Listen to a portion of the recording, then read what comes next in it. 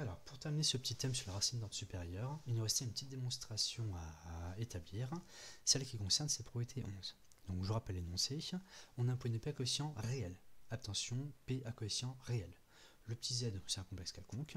Ce qu'on veut démontrer simplement, c'est que si z est racine de P, z bar aussi, et en plus, avec la multiplicité. Alors, tout simplement, hop, on passe à la partie démonstration.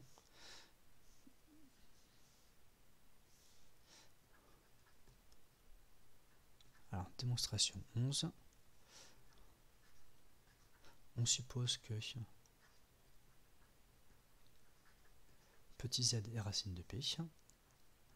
On va montrer que z bar est racine de P et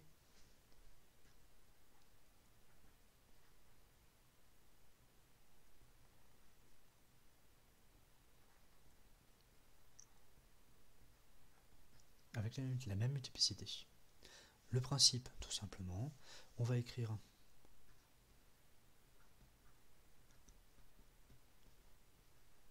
P sous la forme somme des AK x puissance k pour k allant de 0 jusqu'à un certain petit n entier quelconque. Ce polynôme P, s'il a quotient réel, ça veut dire que les AK qu'on a ici, eux, sont aussi censés être des réels. Du coup,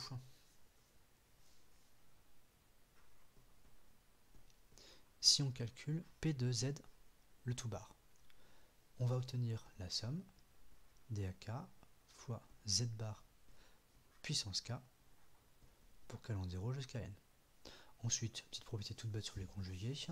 Si on a un conjugué bien de certaine puissance, ça revient à écrire la somme des AK, hop là, Z puissance K, le tout bar, pour k allant de 0 jusqu'à petit n.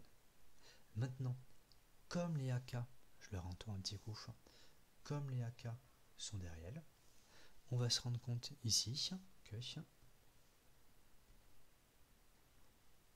hop là, voilà, comme ça ira mieux. On va se rendre compte ici que le coefficient AK, on peut aussi dire qu'il est égal à son conjugué. Si on poursuit un petit peu dans notre suite d'égalité, on va pouvoir dire qu'on a aussi la somme des AKZ puissance K, le tout bar, pour k allant de 0 jusqu'à n, et comme la somme des conjugués c'est la conjuguée de la somme, on va se retrouver finalement avec la somme des AKZ puissance K, pour k allant de 0 à n, le tout bar. À quoi ça sert? Ça sert tout simplement à dire que P de Z bar, finalement, après quelques petits calculs, c'est égal à tout simplement P de Z, le tout bar. Donc ça égale ça, c'est le point clé. Maintenant,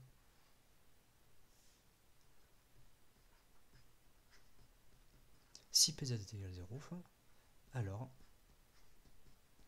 Pz bar égale 0. Donc ça, c'est ce qu'on voulait.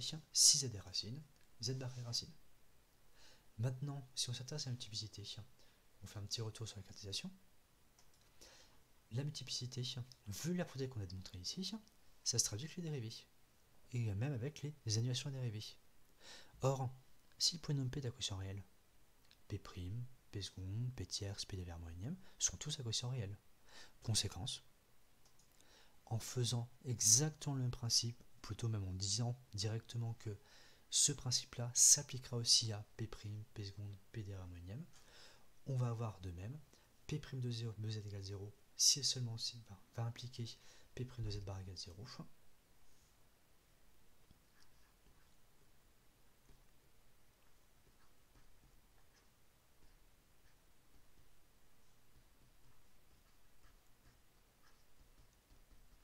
Et etc. jusqu'à P dérivé